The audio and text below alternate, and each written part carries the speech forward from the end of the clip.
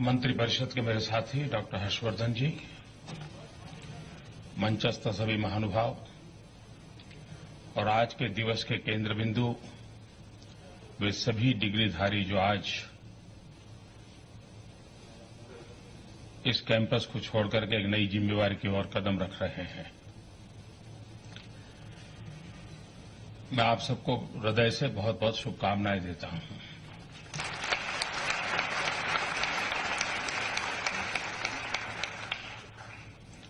मैं कभी अच्छा स्टूडेंट नहीं रहा हूं और न ही मुझे इस प्रकार से कभी अवार्ड प्राप्त करने का सौभाग्य मिला है। इसलिए मुझे बहुत बारीकियों का ज्ञान नहीं है, लेकिन इतनी समझ जरूर है कि विद्यार्थी जब एग्जाम होती हैं तो उस हफ्ते बड़ा ही टेंशन में रहता है, बहुत ही गंभीर रहता है, खाना भी जमता नहीं और बड़े तनाव में रहता है। लेकिन आज एक प्रकार से उस सारी झंझटों से मुक्ति का पर्व है और आप इतने गंभीर क्यों हैं?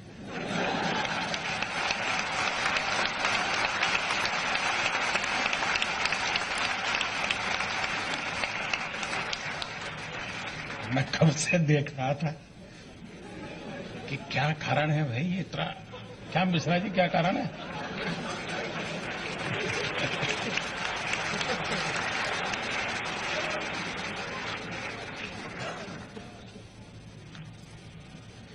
मैं आपसे आग्रह करूंगा कि आप अपने दायित्व पर इससे भी ज्यादा गंभीर हो, अच्छी चीज है, लेकिन जीवन को गंभीर मत बना देना।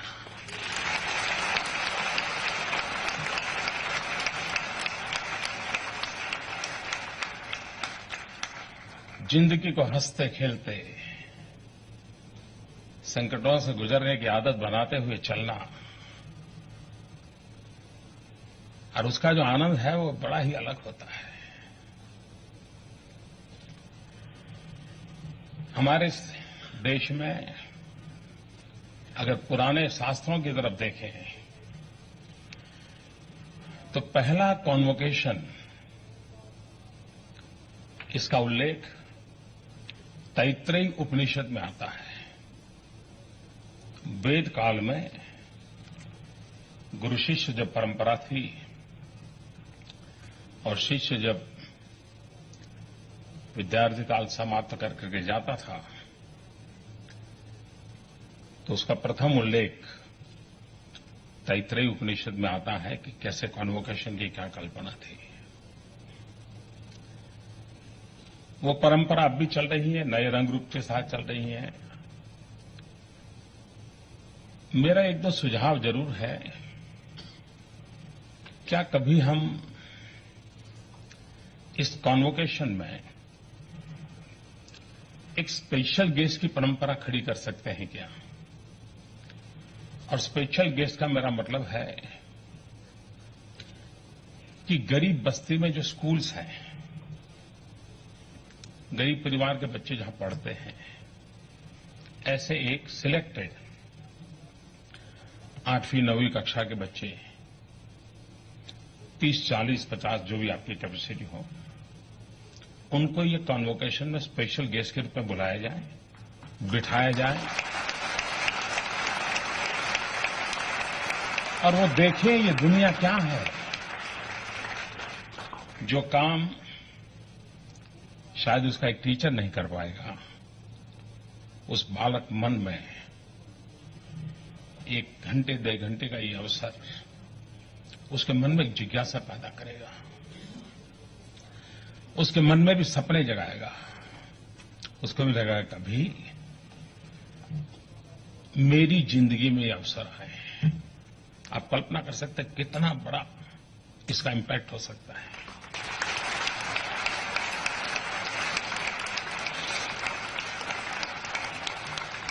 चीज बहुत छोटी है लेकिन ताकत बहुत गहरी है। और यही चीजें हैं जो बदलाव लाती है। और मेरा आग्रह रहेगा कि वो गरीब बच्चे, डॉक्टर का बच्चा आएगा तो उसको तो लगेगा मेरे पिताजी ने भी किया है, उसको नहीं लगेगा। समाज जीवन में अपने सामान्य बातों से हम कैसे बदलाव ला सकते हैं, उस पर हम सोचिए। जो डॉक्टर बनकर के आज जा रहे हैं, अपने जीवन में अचीवमेंट किया है। मेरे जाने के बाद भी शायद हर्षवर्धन जी कईयों को अवार्ड देने वाले हैं, उसको सर्टिफिकेट देने वाले हैं। लेकिन आज आप जा रहे हैं, बीती हुई कल और आने वाली कल के बीच में कितना बड़ा अंतर है। आपने जब पहली बार एम्स में कदम रखा होगा, तब घर में से बहुत सारी सूचनाएं दी गई होगी। मां ने कहा होगा, पिताजी ने कहा होगा, चाचा ने कहा होगा, देखो ऐसा करना, ऐसा मत करना, ऐसा करना, ऐसा मत करना।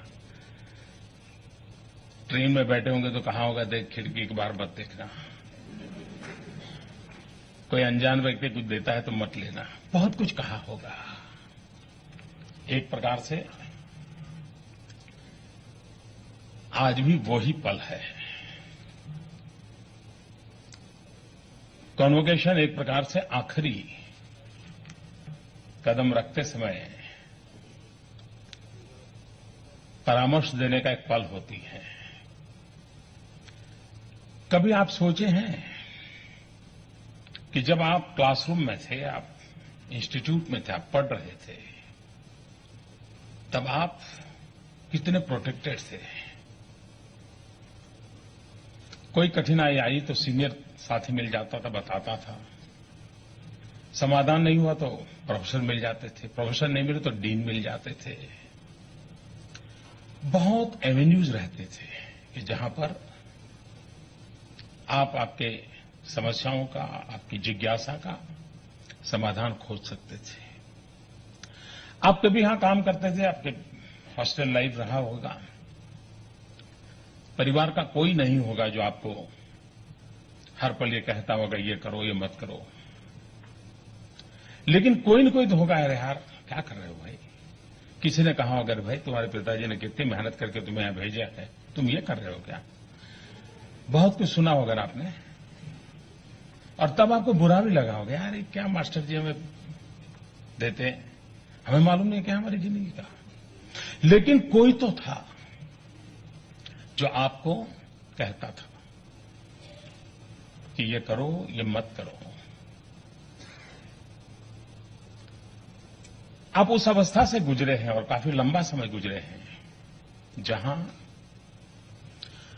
आपको स्वयं को निर्णय करने की नौबत बहुत कम आई होगी, और निर्णय करने की नौबत आई होगी तब भी एक प्रोटेक्टेड एनवायरनमेंट में आई होगी, जहां पर आपको पूरा कॉन्फिडेंस था कि मेरे निर्णय को इधर उधर कुछ भी हो जाएगा तो कोई तो बैठा है जो मुझे मदद करेगा, मुझे बचा लेगा या मुझे मेरा हाथ पकड़ लेगा।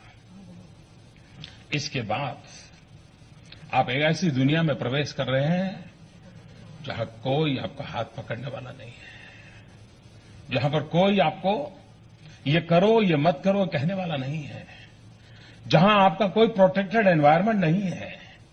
आप एक 4 दीवारी वाले क्लासरूम से एक बहुत बड़े विशाल क्लासरूम में एंटर हो रहे हैं,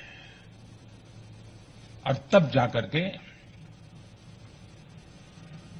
एकलव्य की मानसिकता आवश्यक होती है।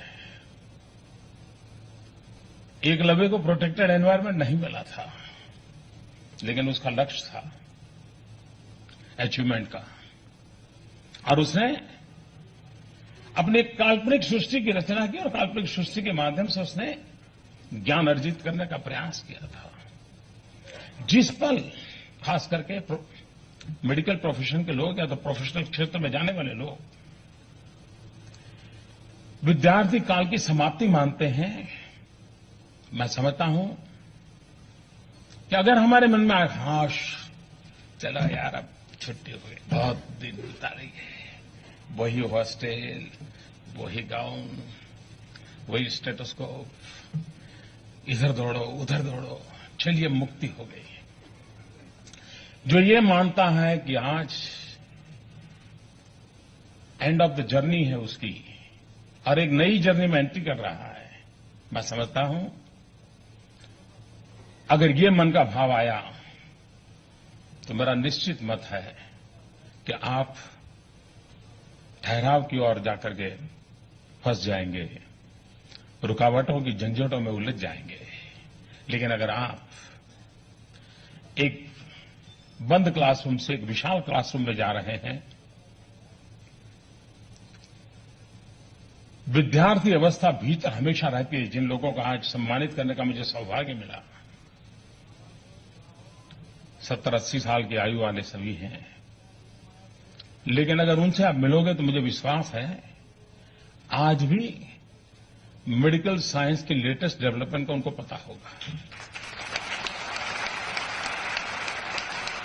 इसलिए नहीं कि उनको किसी पेशेंट की जरूरत है, इसलिए कि उनके भीतर का विद्यार्थी जिंदा है। जिसके भीतर का विद्यार्थी जिंदा होता है वो ही जीवन में कुछ कर पाता है, कर गुजरता है। लेकिन अगर यहां से जाने के बाद इंस्टीट्यूट पूरी हुई तो विद्यार्थी जीवन भी पूरा हो गया, ये अगर सोच है तो मैं समझता हूं उसके बड़ा कोई ठहराव नहीं हो सकता है। विद्यार्थी अवस्था, मन की विद्यार्थी अवस्था जीवन के अंतकाल तक जीवन को प्राणवान बनाती है, ऊर्जावान बनाती है।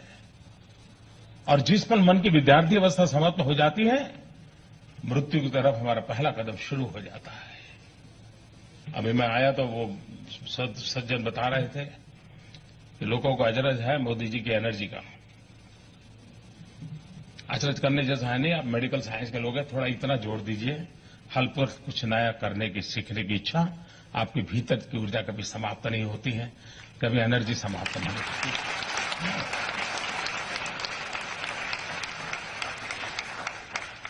आपकी स्थिति कुछ और भी बनेगी जब आप हॉस्टल में रहते होंगे। ओपीडी में आपको कई पेशेंट्स को डील करना होता होगा। कभी दोपहर को भी दोस्तों के साथ मूवी देखने का तय किया है तो मन करता था कि दोस्तों की ओपीडी ऐसा करो यार, निकालो, तो हमें सिनेमा देखने जाना है। मैं आपकी बात नहीं बता रहा हूं, तो कहीं और की बात बता रहा हूं।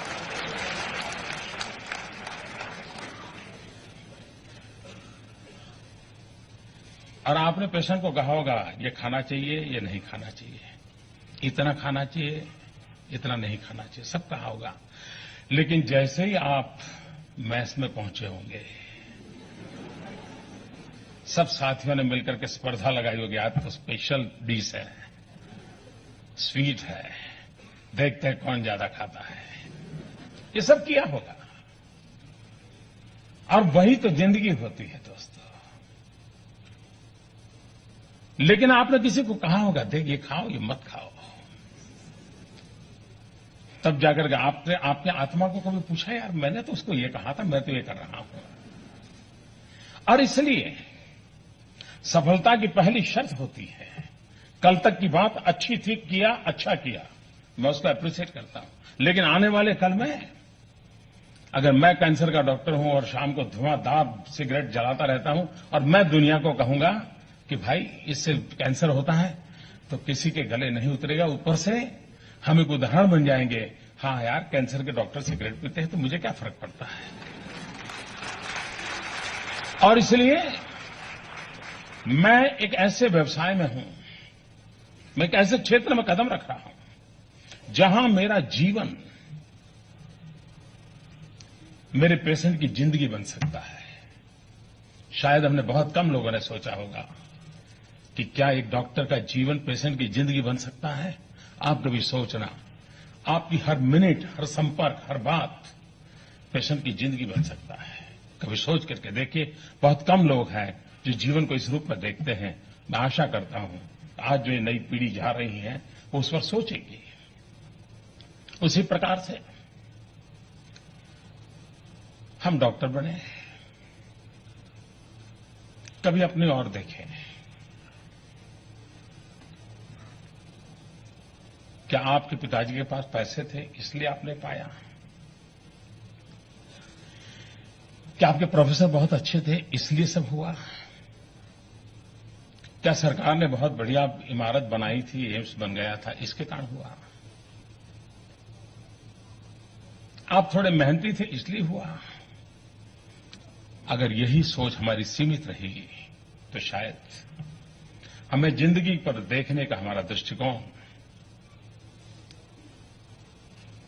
पूर्णता की ओर हमें नहीं ले जाएगा। कभी सोचिए, यहां पर जब पहले दिन आए होंगे, कोई ऑटो रिक्शा वाला या कोई टैक्सी वाला होगा जिसने आपने मदद की होगी, बहुत अच्छे ढंग से आपको यहां लाया होगा, पहली बार दिल्ली में कदम रखा होगा बहुतों ने। तो क्या आज उस स्थिति को प्राप्त करते समय आपके जीवन की यात्रा का पहला चरण जिस ऑटो ड्राइवर के साथ किया, उस टैक्सी वाले के साथ किया, क्या कभी स्मरण आता है? एग्जाम के दिन रहे होंगे, थकान महसूस हुई होगी, रात को 12 बजे पढ़ते पढ़ते कमरे से बाहर निकले होंगे, ठंड की मौसम होगी और एक पेड़ के नीचे कोई चाय बेचने वाला बैठा होगा, आपका मन करता होगा चाय मिल जाए तो अच्छा होगा, रात भर पढ़ना है। और उस ठंडी रात में सोए हुए, उस पेड़ के नीचे सोए हुए चाय बेचने वाले को आपने जगाया होगा, यार चाय पिला दे यार, और उसने अपना चेहरा बिगाड़े बिना आप डॉक्टर बने इसलिए, आपकी एग्जाम अच्छी जाए इसलिए, ठंड में भी जग करके कहीं से दूध ला करके आपको चाय पिलाई होगी, तब जाकर के आपकी जिंदगी की सफलता का आरंभ हुआ होगा। कभी कभार एकाध प्यून भी, कोई पैरामेडिकल स्टाफ का एक बूढ़ा व्यक्ति जिसके पास जीवन का अनुभव का तजुर्बा होगा, उसने कहा होगा नहीं साहब, सिरिंज को ऐसे नहीं पकड़ते, ऐसे पकड़ते हैं। हो सकता है क्लासरूम का वो टीचर नहीं होगा, लेकिन जिंदगी का वो टीचर बना होगा। कितने कितने लोग होंगे जिन्होंने आपकी जिंदगी को बनाया होगा। एक प्रकार से बहुत बड़ा कर्ज लेकर के आप जा रहे हैं। अब तक तो अवस्था ऐसी थी कि आपका कर्ज लेना हक भी था, लेकिन अब कर्ज चुकाना जिम्मेवारी है, और इसलिए भली भांति उस हक का उपयोग किया है, अच्छा किया है, लेकिन अब भली भांति उस कर्ज को चुकते कर देना, चुकाना, ये हमारा दायित्व बन जाता है, और उस दायित्व को हम पूरा करें। मुझे विश्वास है कि हम समाज के प्रति हमारा एक दायित्व अपने प्रोफेशन में आगे बढ़ते हुए भी निभा सकते हैं। आप अमीर घर के बेटे हो सकते हैं, गरीब परिवार के बेटे हो सकते हैं, मध्यम वर्ग के परिवार के बेटे बेटी हो सकते हैं, लेकिन क्या कभी सोचा है कि आपकी पढ़ाई कैसे हुई है? क्या आपकी फीस के कारण पढ़ाई हुई है? नहीं।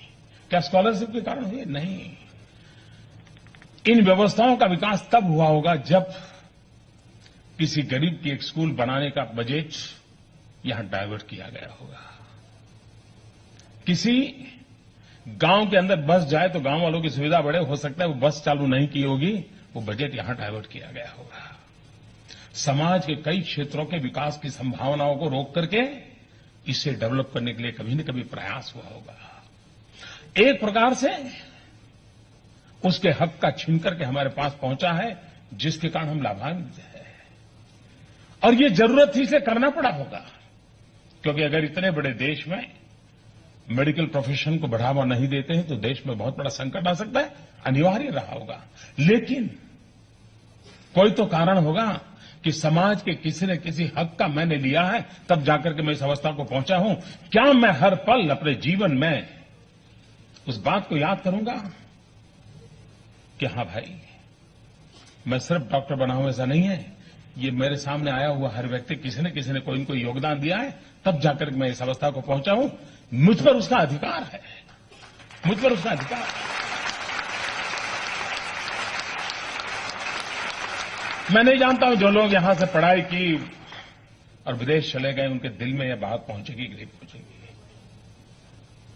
कभी कभार अपने प्रोफेशन में बहुत आगे निकल गए, और निकलना भी है, हम नहीं चाहते हैं कि सब पिछड़ेपन की अवस्था में ही हमारे साथ ही रहें, लेकिन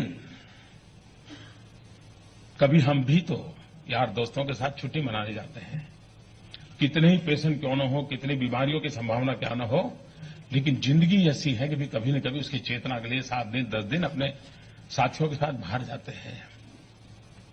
कभी कभार ये भी तो सोचिए कि भले ही बहुत बड़ी जगह पे बैठेंगे, लेकिन कम से कम सब साथियों को लेकर के साल में एक बार 5 दिन 7 दिन दूर सुदूर जंगलों में जाकर के गरीबों के बीच में बैठ करके मेरे पास जो ये ज्ञान है, अनुभव है, कहीं उनके लिए भी तो मैं 7 दिन 365 दिन करने की जरूरत नहीं है, न कर पाए, लेकिन कभी ये तो कर सकते हैं।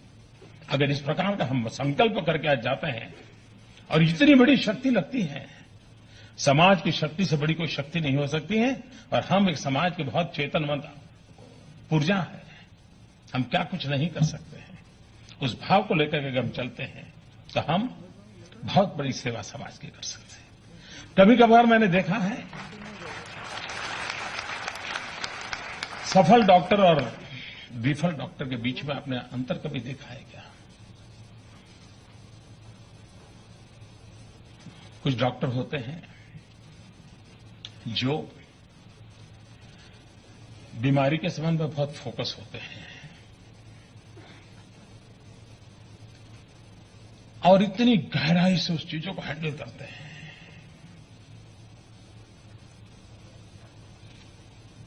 और उनके प्रोफेशन में उनकी बड़ी तारीफ होती है। भाई देखिए, इस विषय में तो इन्हीं को पूछिए, कंसल्ट करना है तो उनको पूछिए।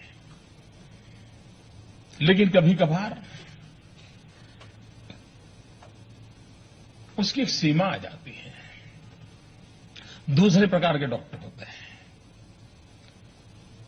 वे बीमारी से ज्यादा बीमार के साथ जुड़ते हैं। ये बहुत बड़ा फर्क होता है।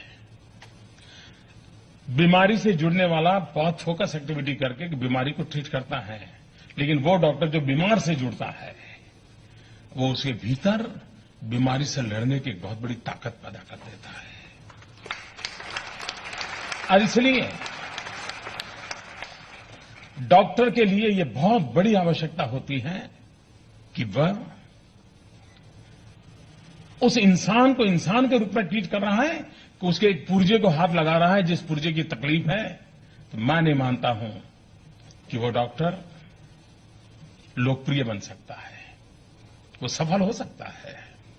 डॉक्टर का लोकप्रिय होना बहुत आवश्यक होता है, क्योंकि सामान्य व्यक्ति डॉक्टर के शब्दों पे भरोसा करता है।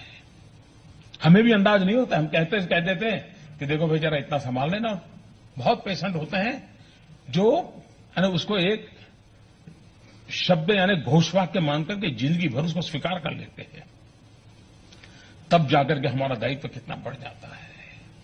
और इसलिए हमें उस डॉक्टर समूहों की आवश्यकता है जो सिर्फ बीमारों की नहीं, बीमारी की नहीं, लेकिन पेशेंट के कॉन्फिडेंस लेवल को बिल्डअप करने की दृष्टि से जो कदम उठाए जाए। और मैं नहीं जानता हूं, आप जब पढ़ते होंगे तब क्लासरूम में बातें आई होगी, क्योंकि उनके आपको इतनी चीजें देखनी होती, शरीर में भगवान ने इतनी चीजें रखी हुई है कि उसी को समझते समझते कोर्स पूरा हो जाता है। सारे गली मोहल्ले में ट्रैवल करते करते पता नहीं कब कहां निकलोगे आप।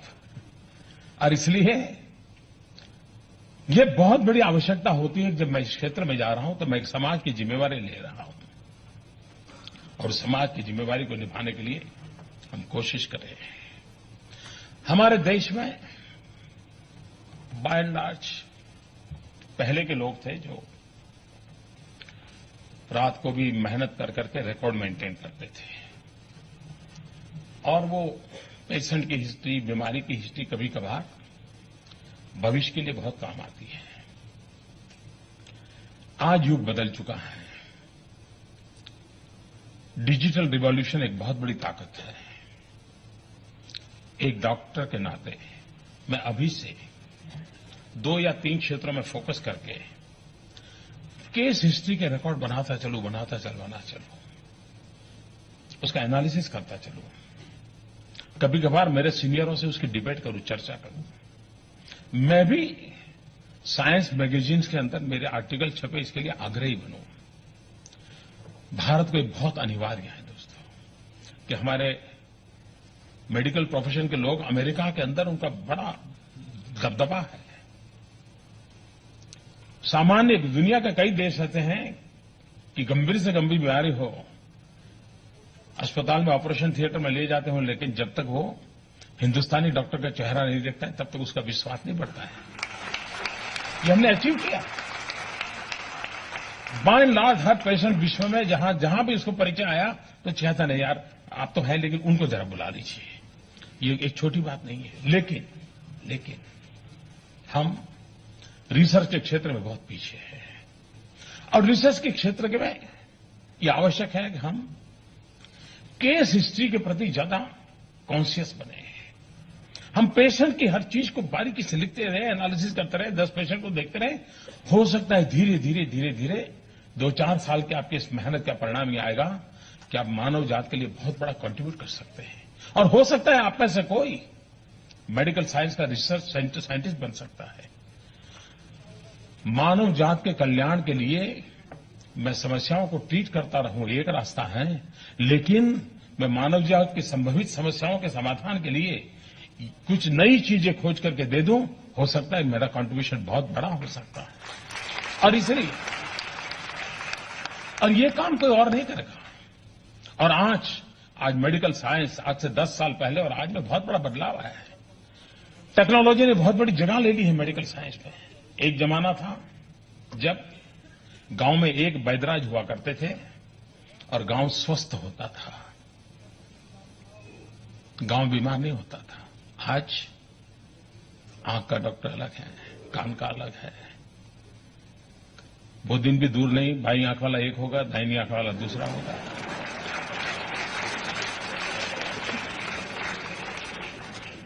लेकिन एक वैद्यराज गांव स्वस्थ रहता था, बाएं दाएं सब होने के बाद भी स्वस्थता के संबंध में सवालिया निशान लगा रहता है। और तब जाकर के बदले हुए समय में रिसर्च में कहीं न कहीं हमारी कमी महसूस होती है। टेक्नोलॉजी का डेवलपमेंट इतना हो रहा है। आप मुझे बताइए, अगर रोबोट ही ऑपरेशन करने वाला है तो आपका क्या होगा?